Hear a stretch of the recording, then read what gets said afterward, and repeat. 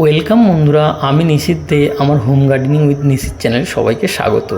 তো বন্ধুরা, 36 পেটাল বোগেনভেলিয়াগুলোর মধ্যে এই যে আইডিটা আপনাদের দেখাচ্ছি, এর নাম হলো চেরি ব্লসম। এটা আমার খুব পছন্দের একটি বোগেনভেলিয়ার কালেকশান এবং খুব কম যত্নে এই গাছ কিন্তু প্রচুর সংখ্যায় ফুল দেয়।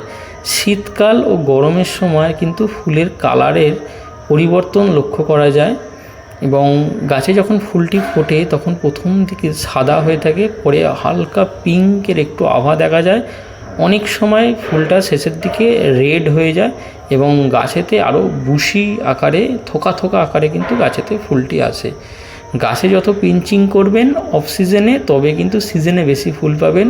শীতকালে কিন্তু গাছেতে বেশি সংখ্যায় ফুল আসে এবং অনেক দিন ধরে গাছেতে ফুলগুলি থাকে। অন্য বোগেনভেলিয়া ফুল গাছের মতো কিন্তু ফুলগুলো ঝরে পড়ে না। শুকিয়ে গেলে ফুল গাছের ডাঁটিগুলোকে কেটে দিতে হবে, তবে কিন্তু নতুন ফুল আসা আবার শুরু হবে। Thank you. কেমন লাগলো অবশ্যই জানাবেন।